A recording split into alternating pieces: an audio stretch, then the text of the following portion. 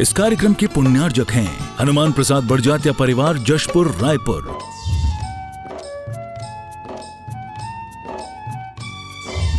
राजकुमार सुधा जैन, विनोद संजना जैन, दिलीप सीमा जैन, रासु शीतल, राहुल अदिति, पुष्पा विमल पांड्या इंदौर, स्नेहलता विकास काला जयपुर, ममता सुरेश सेठी कोलकाता, सानू अमित जैन सूरत, पूर्वा हर्ष जैन कोलकाता, सलोनी हर्षवर्धन जैन आगरा, वेदिका यश पाठनी नागपुर, रचित मौलिक जीनांश वांशिक धैर्य वंदित जैन। बोली संत शिरोमणि आचार्य गुरुवर विद्यासागर जी महामुनिराज की, समस्त आचार्य संघ की, अष्टम तीर्थेश चंद्र प्रभु भगवान एवं गुरु नाम गुरु आचार्य ज्ञान सागर जी महाराज के चित्र के सम्मुख दीप प्रज्वलन के लिए मैं आवाज दे रहा हूं। श्रीमती राजुल जी, अनिल जी, सुनील जी, दिव्यांश, भव्य, अजमेर निवासी गुड़ाचंद जी, तालियां बजाकर अनुमोदना। आप आए आचार्य भगवान के सत्संग श्री चरणों में श्रीफल अर्पित कर आशीर्वाद प्राप्त करते हुए दीप प्रज्वलन का सौभाग्य प्राप्त करें।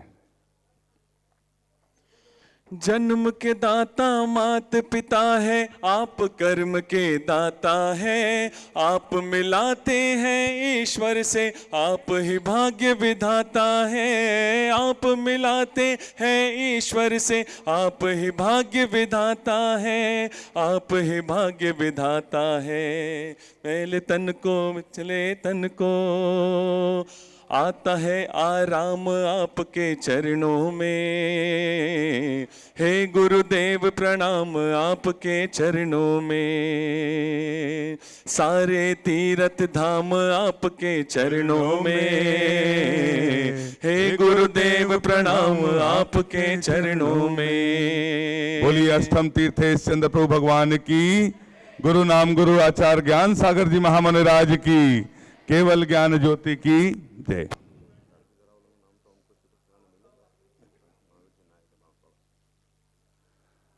आप सभी का हम चंद्रगिरी के इस तीर्थ पर हार्दिक अभिनंदन करते हैं।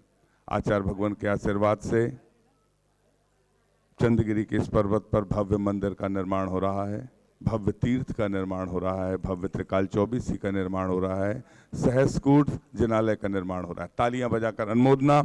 आचार्य भगवान द्वारा रचित 645 हाइकु है जो जापानी शैली में छंद लिखे गए हैं। आचार्य भगवान के द्वारा रचित छंद भावार्थ सहित एक पुस्तक है जो चल चरखा हथकरघा केंद्र पर रियायती दरों पर उपलब्ध है। तालियां बजाकर एक बार अनुमोदना कर। यदि हम चाहते हैं उसको पठन पाठन का अध्ययन का सौभाग्य हमें मिले तो उस 645 हाइकु छंद की पुस्तक चल चरखा हथकरघा केंद्र से रियायती दरों पर आप प्राप्त कर सकते हैं। और उस पर एक कंपटीशन आयोजित है जो www.vidyasagar.guru पर आयोजित है। निःशुल्क कंपटीशन, हर कोई जिसमें हिस्सा ले सकता है। उस कंपटीशन में आप 24 अक्टूबर से 28 अक्टूबर तक, दशहरे से शरद पूर्णिमा तक यह कंपटीशन आयोजित है। निःशुल्क कंपटीशन www.vidyasagar.guru पर और आचार्य श्री विद्यासागर मोबाइल ऐप पर निःशुल्क हम हिस्सा ले सकते हैं। हाइकु पर आधारित वह पुस्तक यदि आप चाहते हैं तो उसमें डाउनलोड भी है www.vidyasagar पे। यदि आप उसको खरीदना चाहते हैं तो रियायती दरों पर चल चरखा पर उपलब्ध है।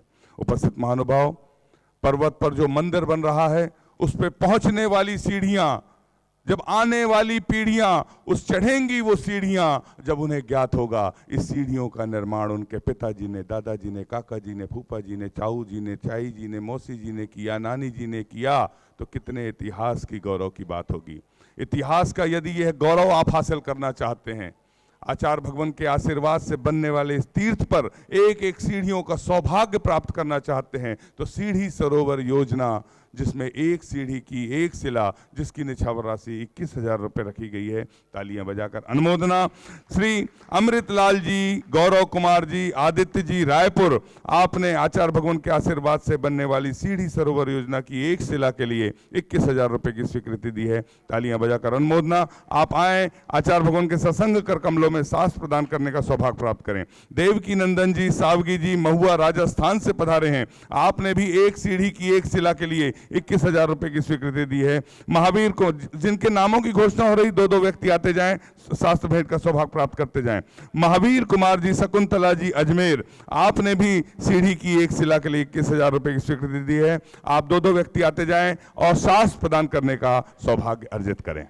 आज भरे दरबार करिश्मे दिखलाएगी जिनवाणी, आज भरे दरबार करिश्मे दिखलाएगी जिनवाणी, हीरे मोती बरसेंगे जब खुल जाएगी जिनवाणी, हीरे मोती बरसेंगे जब खुल जाएगी जिनवाणी। जिनवाणी जय हो तेरी जय हो जिनवाणी, जिनवाणी जय हो तेरी जय हो जिनवाणी। पूज्य प्रसाद सागर जी महाराज के कर कमलों में शास्त्र प्रदान करते हुए और इसके पश्चात महावीर कुमार जी, शकुंतला जी, अजमेर, आप पूज्य चंद्रप्रभ सागर जी महाराज के कर कमलों में शास्त्र प्रदान करेंगे। तालियां बजाकर एक बार अनुमोदना, अनुमोदना, अनुमोदना, अनुमोदना बारंबार, है वंदना गुरु चरणों में बारंबार।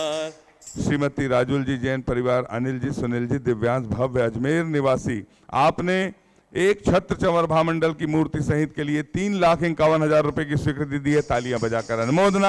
आप भी 2 व्यक्ति आए, आचार्य भगवान के कर कमलों में, सत्संग के कर कमलों में शास्त्र प्रदान करने का सौभाग्य प्राप्त करें। जीवन लाल जी जैन बंडा सागर से पधारे हैं, आप भी आए, आचार्य भगवान के सत्संग श्री चरणों में श्रीफल भेंट करने का सौभाग्य प्राप्त करें। पदमचंद जी, पंकज जी, रसम जी जैन कोलकाता, आप भी नीचे से श्रीफल भेंट करने का सौभाग्य प्राप्त करें।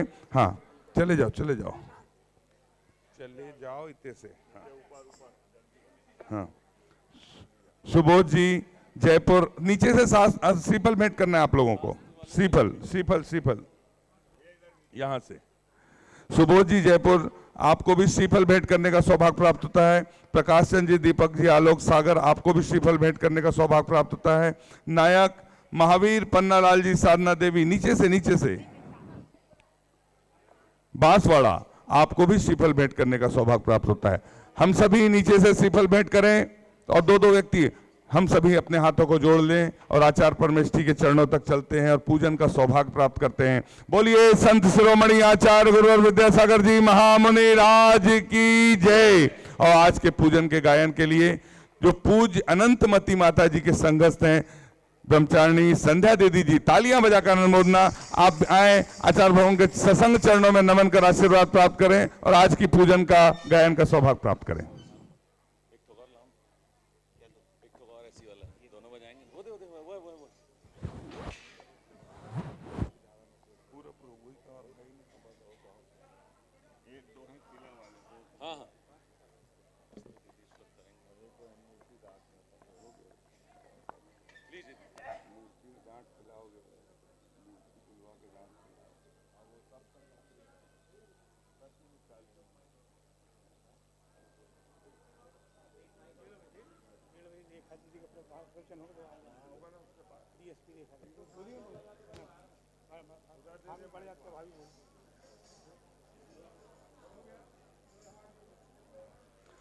बोलिए संत शिरोमणि आचार्य गुरुवर विद्यासागर जी महामुनि राज की जय।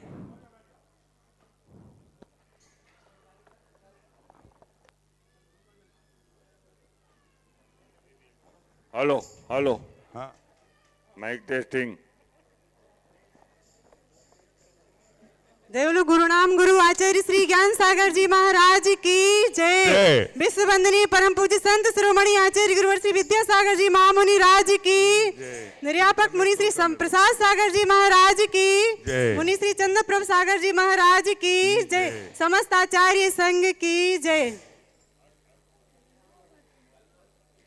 भक्ति विकरार है, आनंद अपार है, चंद्रगिरी में गुरुदेव की हो रही जय जयकार है। भक्ति बेकरार है, आचार्य श्री जी के चरणों में हम झुका रहे अपना माथा, जिनके जीवन की हर चर्या बन पड़ी स्वयं ही नवगाता। जय रागम कावय सुधा कलश जो बिखराते हैं गली गली, जिनके दर्शन दर्शन को पा करके खिलती मुरझाई हृदय कली। ओम रूम परम पूजा जय परमेष्टि अत्रे अवतर सम्मोषणाय नमः। ओम रूम परम पूजा जय परमेष्टि अत्र तिष्ठ टाटा स्थापनम्। ओम रूम परम पूजा जय परमेष्टि अत्र मम सन्निध भवतो सन्निधिकरणम्।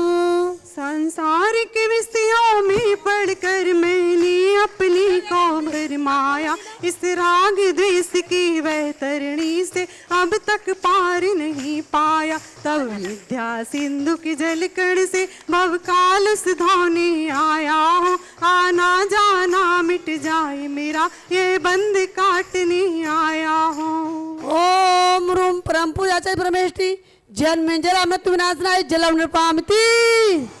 क्रोध अनल में जल जल कर अपना सर्वस्व लुटाया है, निज शांत स्वरूप न जान सका जीवन भर से भुलाया। चंदन सम शीतलता पाने अब शरण आपकी आया हूँ, संसार ताप मिट जाए मेरा चंदन वंदन को लाया। ओम ऋषि अष्टोत्तर सचार श्री विद्यासागर मिंदा संसार ताप विनाशनाय चंदनम निरुपमामिति।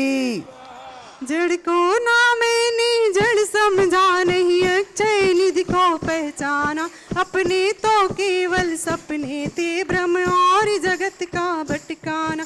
चरणों में अर्पित अक्षते अक्षय पद मुझको मिल जावे, तब ज्ञान अरुण की किरणों से यह हृदय कमल भी। ओम ऋषि अष्टोत्तर सताचार श्री विद्यासागर मिंदा अक्षय पद प्राप्तम अक्षतम निरुपमामिति। इन विषय भोग की मदिरा पी में बना सदा से मत वाला, तृष्णा को तृप्त करें जितनी उतनी बढ़ती इच्छा ज्वाला। मैं काम भाव विध्वंस हेतु मन सुमन चढ़ाने आया हूँ, यह मदन विजेता बन न सके यह भाव हृदय में ला। ओम ह्रीम अष्टोत्तर सत आचार्य श्री विद्यासागर मिंदा काम बाण पुष्पाणी निरुपमामिति। इस क्षुधा रोग की व्यथा कथा भव भव में कहता आया हूँ, अति भक्ष अभक्ष बके फिर भी मन तृप्त नहीं कर पाया हूँ। नैवेद्य समर्पित करके मैं तृष्णा की भूख मिटाऊंगा, अब और अधिक ना भटक सकूं यह अंतर्बोध जगाऊं। ओम ह्रीम अष्टोत्तर सत आचार्य श्री विद्यासागर मिंदा क्षुधा रोग विनाशा नैवेद्यम निरुपमामिति।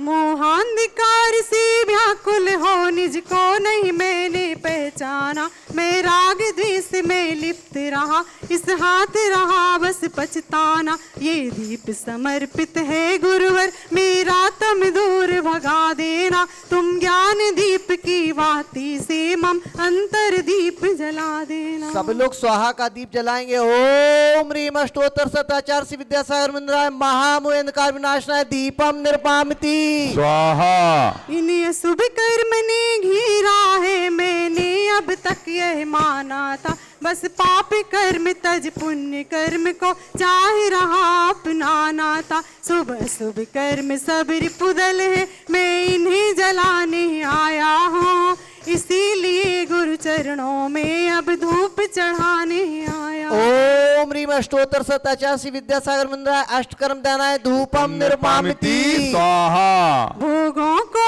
इतना भोगा कि खुद को ही भोग बना डाला, साध्य और साधक का अंतर मैंने आज मिटा डाला। मैं चिदानंद में लीन रहो पूजा का ये फल पाना है, पाना था जिसके द्वारा वह मिल बैठा मुझे ठिकाना। ओम ह्रीम अष्टोत्तर सत आचार्य श्री विद्यासागर मिंदा महामोक्ष प्राप्त फलम निरुपमामिति। स्वाहा। जग की मैं भव को पाकर मैं निस दिन के साल मस्त रहा, चारों गतियों की ठोकर को खाने में ही अभ्यस्त रहा। मैं हूँ स्वतंत्र ज्ञाता दृष्टा मेरा पर से क्या नाता है, कैसे अनर्घ पद पा जाऊं यह भक्त भावना भाता। ओम ह्रीम अष्टोत्तर सत आचार्य श्री विद्यासागर मिंदा अनर्घ पद प्राप्त अर्घम निरुपमामिति। स्वाहा। मेरी गुरु की है महिमा ऐसी जग मंगलमय हो जाता है, मेरी गुरु की है महिमा जग मंगलमय हो जाता है। इनकी ममता है माँ जैसी, मन चरणों में खो जाता है। भावों की निर्मल सरिता में अवगाहन करने आया हूँ। मेरा सारा दुख दर्द हरो यह अर्घ भेंटने आया हूँ। हे तपोमूर्ति हे आराधक, हे योगीश्वर हे महासंत, हे भरुण कामना देख सके युग युग तक आगामी। ओम ह्रीम अष्टोत्तर सताचार श्री विद्यासागर मंदिराय जय माला पुरार्गम निरुपामिति। स्वाहा। हम सभी अपने हाथों को जोड़ लें और आचार्य परमेष्ठी के सत्संग चरणों में निवेदन करते हुए पूज्य निर्यापक समण प्रसाद सागर जी महाराज के चरणों में निवेदन करते हैं कि हे साधु परमेष्ठी, अपनी अमृतमय वाणी से हमें कृतार्थ करने की अनुकंपा करें। हे भगवान नमोस्तु नमोस्तु नमोस्तु। बोलिए संत शिरोमणि आचार्य गुरु विद्यासागर जी महामुनि राज की, समस्त आचार्य संघ की। नमो अरिहंताणं, नमो सिद्धाणं, नमो आयर्याणं, नमो वज्झायाणं, नमो लोए सभ्यसाहूढ़ं। डोंगरगढ़ के चंद्र प्रभु भगवान की, गुरु नाम गुरु आचार्य ज्ञान सागर जी महाराज की, मुखमाटी रचयिता आचार्य परमेष्ठी गुरुदेव की, पूज्य न्यायापक मुनि श्री समय सागर जी, योग सागर जी, नियम सागर जी, सुधा सागर जी व समता सागर जी, अभय सागर जी महाराज की, मुनि श्री चंद्र प्रभु सागर जी व निरामय सागर जी महाराज की।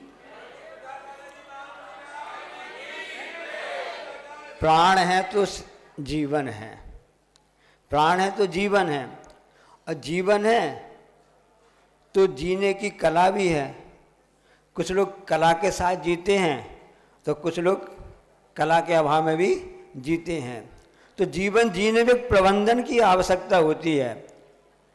प्रबंधन मतलब मैनेजमेंट जिसको आप बोलते हैं ना। यदि जीवन में जीने की आपका प्रबंधन सही है तो आप जीने की कला सही जानते हैं। वर्तमान में जीवन तो सभी जी रहे हैं, उस कला को नहीं समझ पा रहे हैं। अब व्यक्ति आया, उसने भोजन कर लिया, भूख लगी थी, बिना स्नान किए, बाद में उसने स्नान किया, क्या परिणाम निकलेगा? वो जीना तो चाहता, जी भी रहा है, प्रबंधन उसको नियमन कैसे? पहले स्नान किया जाता है, बाद में भोजन किया जाता है।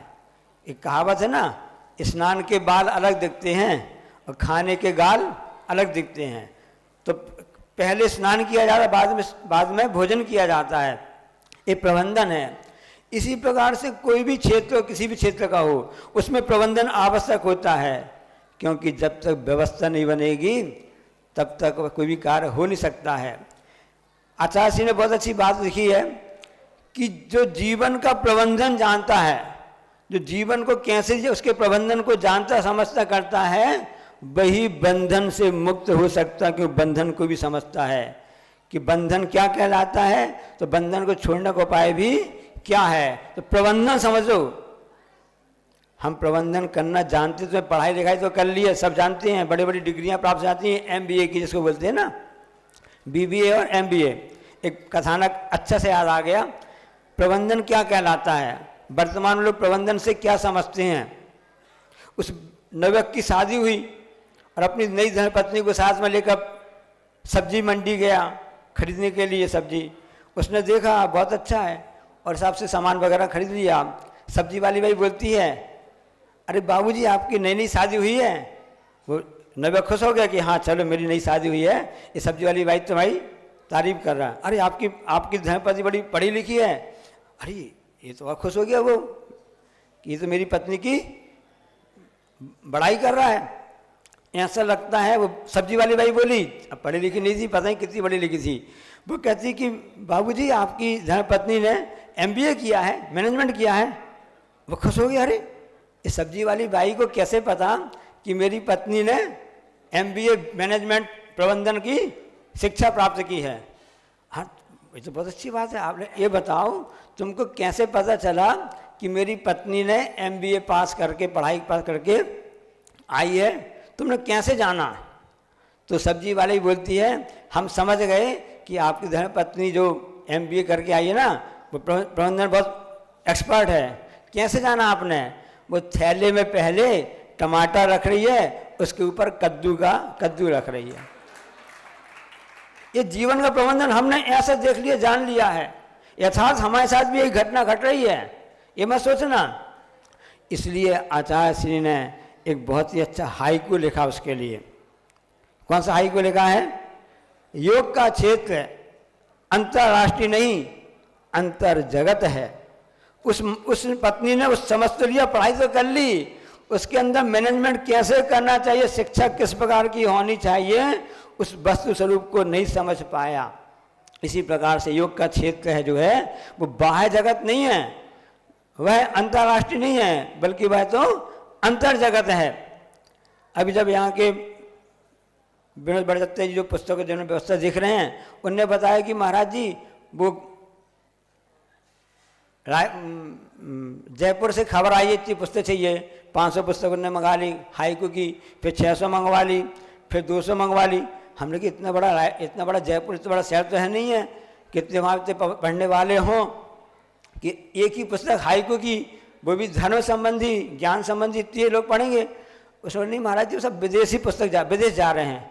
विदेश में उसने बताया कि वहाँ फन पूछे बात कैसे क्या है, उसने बताया कि दुबई अकेले में पुस्तकें 325 पुस्तकें गई हैं।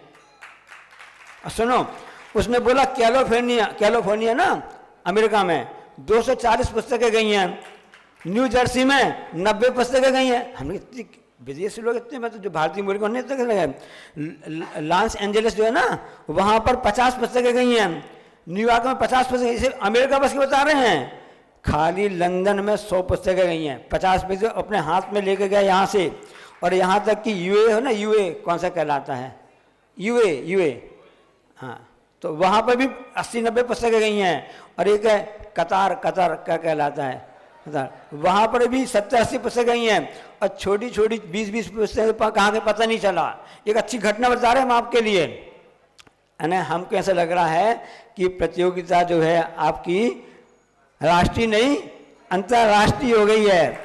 योग का क्षेत्र अंतर्राष्ट्रीय नहीं अंतर जगत है। उसको लिखने वाले क्या कह रहे हैं, उसके रचयिता कह रहे हैं कि यदि आप योग के क्षेत्र में जाना चाहते हो, अंतर्राष्ट्रीय नहीं बनो, अंतर जगत बनो।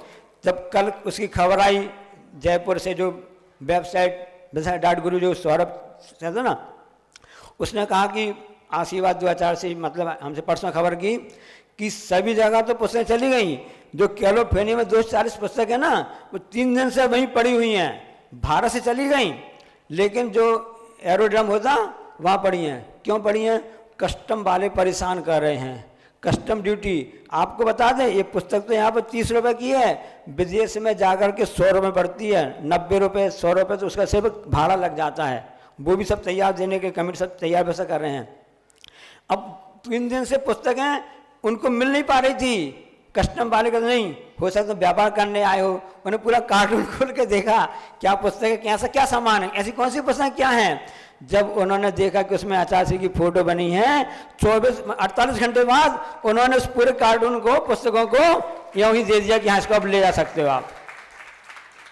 अंतर्राष्ट्रीय नहीं अंतर जगत है। जब अपने अंतर जगत में रहते हैं, ऐसे अंतर्राष्ट्रीय स्तर पर भी उनके लोगों को प्रभावित करते रहते हैं। अंतर जगत क्या है? अपनी आत्मा ही अंतर जगत है। क्योंकि योग का क्षेत्र कैसा होता है, जब तक संलेखना समाधि उसका योग का क्षेत्र कहलाता है। किसी भी साधक के लिए एक ही लक्ष्य रहता है कि समाधि संलेखना हमारी हो, हम योग को पूर्ण प्राप्त करें, वह तभी प्राप्त हो सकता है। अंतर जगत में अंतर में आ सकता है। बाह्य जगत कुछ भी नहीं मेरा और न बाह्य। कल शाम को मैं सभा हो रही थी, उसमें ये सब बात बताई जा रही थी कि बाह्य जगत कुछ भी नहीं मेरा, मैं और न बाह्य जगत का मैं, यह निश्चय कर छोड़ बाह्य को मुक्त हेतु निज स्वस्थ रमे। आगे पंक्ति पढ़ाई जा रही थी कि अपनी निज तो अपने में है बाह्य वस्तु में व्यर्थ प्रयास कि सच्चा प्रयास, पढ़ते थे व्यर्थ प्रयास, लेकिन उसको अच्छा प्रयास करके अपन करते रहते हैं, अच्छा मान के करते रहो। लेकिन अंतर जगत में बात होनी चाहिए कि जो हम जो प्रयास कर रहे हैं ये व्यर्थ का कर रहे हैं। हमारे अंतर में जाने का जो प्रयास होता है वही सच्चे अर्थों में सच्चा प्रयास कहलाता है। इसलिए उसको समझो कि अंतर जगत क्या कहलाता है, क्योंकि जगत में जितनी भी वस्तुएं हैं सब जड़ वस्तुएं हैं। एकमात्र हमारा आत्म तत्व वही चेतन है, वही अंतरराष्ट्रीय नहीं कहलाता बल्कि अंतर जगत कहलाता है। तो मैनेजमेंट क्या कहलाता है इसको समझना भी बहुत जरूरी होता है। सेठ जी से न कहा कोई संतान नहीं थी, सेठ जी के यहाँ पर कोई भी संतान नहीं थी। अब क्या किया जाए, मन कैसे बहलाया जावे, तो जैसे आजकल होता जाता देखते ना, तो उसने क्या किया, एक बिल्ली पाल ली, बिल्ली का पाल लिया। अब बिल्ली अकेली कितनी होती, साथ में कोई चाहिए, तो एक कुत्ता भी उसने पाल लिया, कुत्ता का भी पालन कर लिया।